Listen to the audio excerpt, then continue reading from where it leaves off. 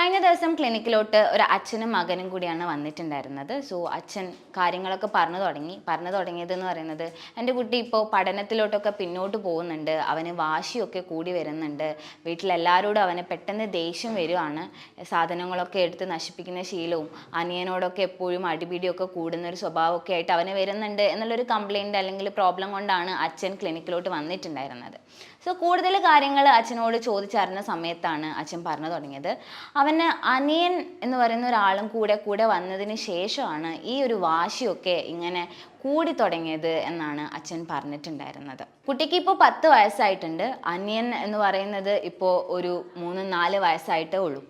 അപ്പം അനിയനോട് ഇപ്പോൾ വളരെ ദേഷ്യത്തിലാണ് പെരുമാറുന്നത്, അച്ഛനോടും അമ്മയോടും ദേഷ്യത്തിലാണ് പെരുമാറുന്നത്, എല്ലാത്തിനും ദേഷ്യമാണ് അവന് എന്നുള്ളതൊക്കെയാണ് പറഞ്ഞത്. അങ്ങനെ കുട്ടീൻ്റെ അടുത്ത് സംസാരിച്ച സമയത്ത് കുട്ടി പറഞ്ഞിട്ടുണ്ടായിരുന്നത്, അച്ഛനും അമ്മയ്ക്കൊന്നും ഇപ്പോൾ എന്നെ ഇഷ്ടമല്ല, അനിയൻ്റെ അടുത്താണ് അവർ കൂടുതൽ സമയം സ്പെൻഡ് ചെയ്യുന്നത്, എൻ്റെ കാര്യങ്ങൾ നോക്കാനൊന്നും അവർക്ക് താല്പര്യമില്ല, അനിയനെയാണ് അവർ കൂടുതൽ ഫോക്കസ് ചെയ്യുന്നത്, അനിയനോടാണ് അവർക്ക് ഇഷ്ടം കൂടുതൽ എന്നുള്ള കാര്യങ്ങളൊക്കെ ആയിരുന്നു കുട്ടി പറഞ്ഞിട്ടുണ്ടായിരുന്നത്. സോ ഇവിടെ ഈ കുട്ടിയിൽ കണ്ടുവന്നതെന്ന് പറയുന്നത്, അനിയൻ വന്നതിന് ശേഷം എന്നെ ആരും കെയർ ചെയ്യുന്നില്ല അല്ലെങ്കിൽ എന്നെ ആരും സ്നേഹിക്കുന്നില്ല എന്നുള്ള തോന്നലുകളൊക്കെയാണ് കുട്ടിയിൽ വന്നിട്ടുണ്ടായിരുന്നത്. അതുകൊണ്ട് തന്നെ അനിയനാണ് ഈ ഒരു സ്നേഹം കുറയാനുള്ള കാരണം എന്നുള്ളത് കൊണ്ട് തന്നെ അനിയനോട് കുട്ടിക്ക് വല്ലാത്ത ദേഷ്യവും വാശിയും ഒക്കെ ആയിട്ട് തുടങ്ങി. ഇത്തരത്തിൽ സഹോദരങ്ങൾ തമ്മിൽ ഉണ്ടാവുന്ന പ്രശ്നങ്ങളെയാണ് നമ്മൾ സിബ്ലിംഗ് റൈവലറി എന്ന് പറയുന്നത്. എന്തുകൊണ്ടാണ് ഇത്തരത്തിലുള്ള ഒരു സിബ്ലിംഗ് റൈവലറി അല്ലെങ്കിൽ ഇത്തരത്തിൽ സഹോദരങ്ങൾ തമ്മിൽ ഇങ്ങനെ പ്രശ്നങ്ങൾ ഉണ്ടാവുന്നത് എന്ന് നമ്മൾ നോക്കുന്ന സമയത്ത്, ഈ ഒരു കുട്ടിയെ സംബന്ധിച്ചിടത്തോളം, മൂത്ത കുട്ടിയെ സംബന്ധിച്ചിടത്തോളം, അവന് 4 വയസ്സ് ആവുന്നത് വരെ അവൻ്റെ വീട്ടിലെ പെറ്റായിരുന്നു അവൻ. അച്ഛൻ്റെയും അമ്മയുടെയും ബന്ധുക്കളുടെയും എല്ലാവരുടെയും പെറ്റായിരുന്നു.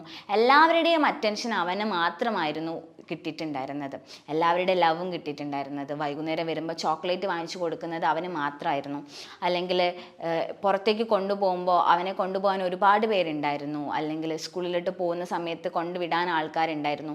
എല്ലാ തരത്തിലുള്ള കെയറും അവന് മാത്രം കിട്ടിക്കൊണ്ടിരിക്കുന്ന ഒരു സമയത്താണ് അനിയൻ എന്ന് പറയുന്ന ഒരാളും കൂടെ ആളുടെ ലൈഫിലോട്ട് കയറി വന്നത്.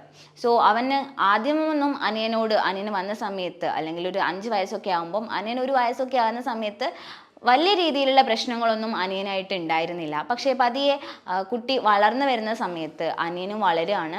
കുട്ടി വലുതാവുന്നതിനനുസരിച്ച് അവൻ്റെ വാശിയൊക്കെ കൂടി തുടങ്ങി. എനിക്ക് പണ്ട് എന്നെ സ്നേഹിച്ച പോലെ ആളുകൾ എന്നെ സ്നേഹിക്കുന്നില്ല എന്നുള്ള തോന്നലൊക്കെ അവനിൽ വരാൻ തുടങ്ങി. ആ ഒരു തോന്നലൊക്കെ വന്ന സമയത്ത് അതിന് കാരണം എന്ന് പറയുന്നത് എൻ്റെ ബ്രദറാണ്, അല്ലെങ്കിൽ എൻ്റെ അനിയനാണ്. അനിയൻ വന്നപ്പോഴാണ് എനിക്ക് പണ്ട് കിട്ടിയിരുന്ന സ്നേഹമൊക്കെ കുറഞ്ഞു തുടങ്ങിയത് എന്നുള്ളതൊക്കെയാണ് കുട്ടിയുടെ മനസ്സിലുണ്ടായിരുന്ന തോട്ട്സ് എന്ന് പറയുന്നത്. അതുകൊണ്ട് തന്നെ എല്ലാത്തിനും അവൻ അനിയനോട് ദേഷ്യം പിടിക്കാൻ തുടങ്ങി. ആ ദേഷ്യം അച്ഛനോടും അമ്മയോടും കാണിക്കാൻ തുടങ്ങി. പിന്നീട് എല്ലാത്തിലും വാശിയായി. പതിയെ പഠനത്തിലും അവൻ പിന്നോട്ട് പോയി തുടങ്ങി എന്നുള്ളതൊക്കെയാണ് ഇവിടെ കുട്ടിയിൽ സംഭവിച്ചിട്ടുണ്ടായിരുന്ന ഒരു കാര്യം എന്ന് പറയുന്നത്. സോ നമ്മുടെ ലൈഫിലോട്ട് പെട്ടെന്ന് ഒരാൾ കയറി വരികയും നമ്മൾക്ക് കിട്ടിയിരിക്കുന്ന അറ്റൻഷൻ എന്ന് പറയുന്നത് അവിടെ കുറഞ്ഞു പോകുന്നു എന്നുള്ളതാണ് ഇവിടെ സംഭവിച്ചൊരു കാര്യം എന്ന് പറയുന്നത്. പലപ്പോഴും കുട്ടികളുടെ ഇടയിൽ സംഭവിക്കുന്ന ഒരു കാര്യമാണ്, ഒരു അനിയനും കൂടെ കയറി വരുമ്പോൾ എനിക്ക് ഓൾറെഡി കിട്ടിക്കൊണ്ടിരിക്കുന്ന സ്നേഹം നഷ്ടപ്പെട്ടു പോകുന്നു എന്നുള്ളൊരു പേടിയാണ് ആക്ച്വലി ഈ ഒരു സിബ്ലിംഗ് റൈവലറിയിലോട്ട് ലീഡ് ചെയ്യുന്ന ഒരു കാര്യം അല്ലെങ്കിൽ ഒരു കാരണം എന്ന് പറയുന്നത്. സോ ആസ് എ പേരൻ്റ് എങ്ങനെയാണ് ഒരു സിബ്ലിംഗ് റൈവലറിനെ നമുക്ക് മെയിൻറ്റെയിൻ ചെയ്യാൻ പറ്റുക എന്ന് നോക്കുന്ന സമയത്ത്, ഫസ്റ്റ് തന്നെ നമ്മളുടെ മൂത്ത കുട്ടിയെ നമ്മൾ അതിന് വേണ്ടി പ്രിപ്പയർ ചെയ്യിക്കുക എന്നുള്ളതാണ് ഫസ്റ്റ് സ്റ്റെപ്പായിട്ട് നമ്മൾ ചെയ്യേണ്ട കാര്യം. തനിക്കൊരു അനിയൻ അല്ലെങ്കിൽ ഒരു അനിയത്തി വരാൻ പോവാണ്, നമ്മളുടെ കൂടെ ഒരാളും കൂടെ ഉണ്ടാവും ഇനി നമ്മുടെ ലൈഫിൽ എന്നുള്ള രീതിയിൽ അവരെ അതിന് വേണ്ടി പ്രിപ്പയർ ചെയ്യിക്കുക എന്നുള്ളതാണ് ഫസ്റ്റ് സ്റ്റെപ്പായിട്ട് നമ്മൾ ചെയ്യേണ്ട കാര്യം. ആ ഒരു പ്രിപ്പറേഷൻ ഇല്ലാതെ പെട്ടെന്ന് ഒരാൾ നമ്മളുടെ കൂടെ അല്ലെങ്കിൽ നമ്മുടെ ലൈഫിലോട്ട് കടന്നു വരികയും ഇതുവരെ നമുക്ക് കിട്ടിക്കൊണ്ടിരിക്കുന്ന സ്നേഹം അവിടെ ലാക്ക് ആവുന്നു എന്നുള്ള തോന്നലൊക്കെ ആ ഒരു സമയത്താണ് കുട്ടികളിൽ ഉണ്ടാവുന്നത്.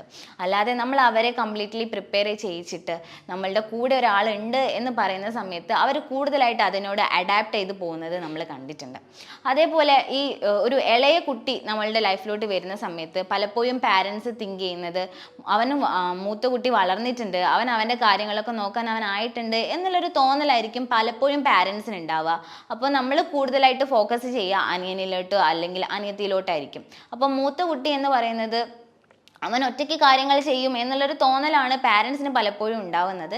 പക്ഷെ ആ ഒരു സമയത്ത് മൂത്ത കുട്ടിയിൽ സംഭവിക്കുന്നത് എന്ന് പറയുന്നത്, എനിക്കിപ്പോൾ എന്നെ സ്നേഹിക്കാൻ ആരുമില്ല, അല്ലെങ്കിൽ എന്നെ ഇപ്പോൾ ആർക്കും താല്പര്യമില്ല എന്നുള്ള തോന്നലുകളൊക്കെയാണ് കുട്ടിയിൽ ഉണ്ടാവുന്നത്. പക്ഷേ പാരൻസ് തീരുമാനിക്കുന്നത്, അല്ലെങ്കിൽ പാരൻസ് വിചാരിക്കുന്നത് അവൻ ഓക്കെ ആയിട്ടുണ്ട്, അവൻ അവൻ്റെ കാര്യങ്ങളൊക്കെ ചെയ്യാനുള്ള ഒരു പക്വത എത്തിയിട്ടുണ്ട് എന്നുള്ള തോന്നലിലാണ് നമ്മൾ പലപ്പോഴും അത്തരത്തിൽ ബിഹേവ് ചെയ്യുന്നത് എന്നുള്ളതാണ് രണ്ടാമത്തെ കാര്യം. പിന്നീട് നമ്മൾ ചെയ്യേണ്ട ഒരു കാര്യം എന്ന് പറയുന്നത്, കമ്പാരിസൺ എന്ന് പറയുന്നത് അവിടെ സ്റ്റോപ്പ് ചെയ്യുക എന്നുള്ളതാണ്. കുട്ടികളെ തമ്മിൽ കമ്പയർ ചെയ്യാതിരിക്കുക.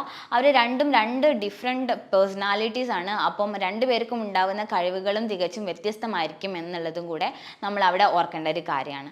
പിന്നീട് നമ്മൾ കുട്ടികളെ തമ്മിൽ ഉണ്ടാകുന്ന ഫൈറ്റ് ഉണ്ടാകുന്ന സമയത്ത് എന്താണ് ഇതിൻ്റെ റീസൺ എന്നുള്ളത് നമ്മൾ ഐഡൻറ്റിഫൈ ചെയ്യാൻ വേണ്ടി ശ്രമിക്കാം.